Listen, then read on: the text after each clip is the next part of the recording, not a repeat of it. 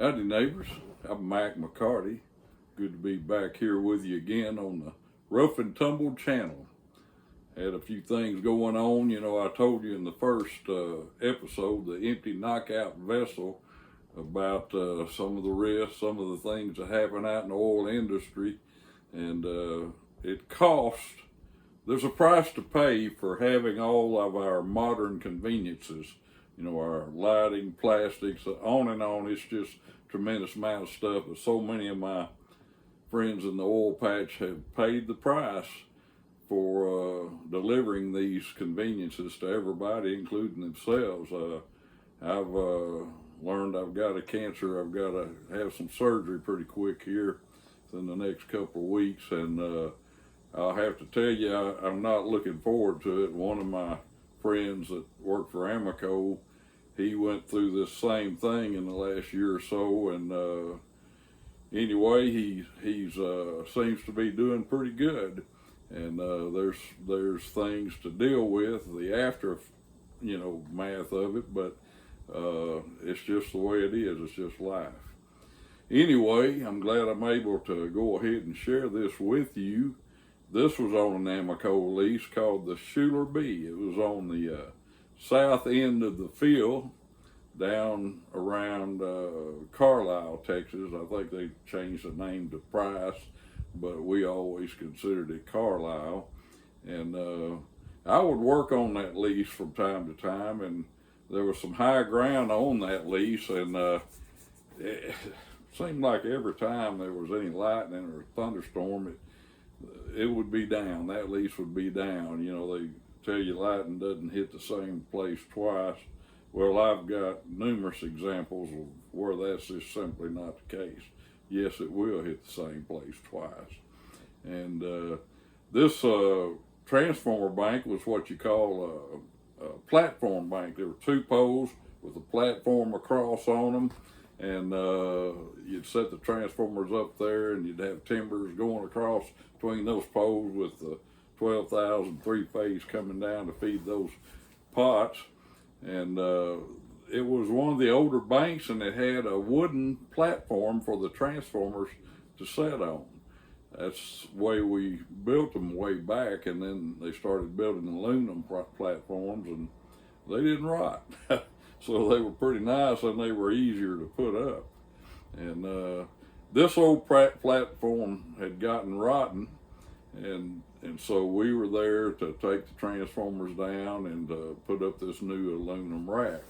This particular platform, normally, I'm trying to think now, we would have like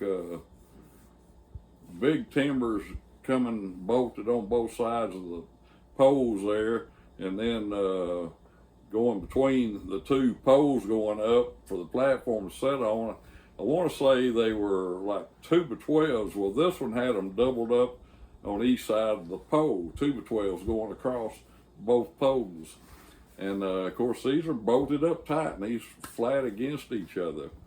There was a crew of us down there, and a couple of guys up on the poles, one on each side, and unbolting all that stuff. I had already, of course, set the transformers off with the winch truck and tore the platform off, and they were in the process of taking crowbars and stuff, trying to bust those 2x12s that are flat against each other on both sides of the poles there.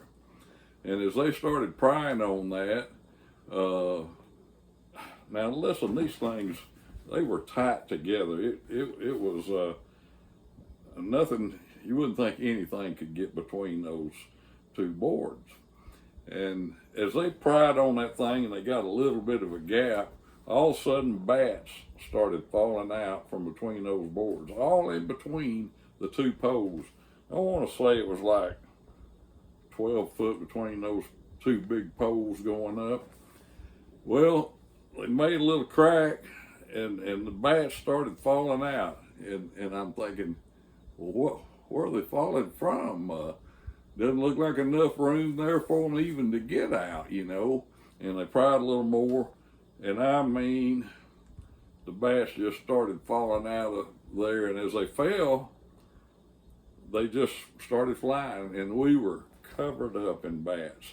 I mean, bats were all around us, and we were standing there just looking at this and thinking, well, hope they don't bite, you know. I've never seen so many bats in my life. You know, the thing is, I wouldn't have thought one bat could have got between those boards, but I'd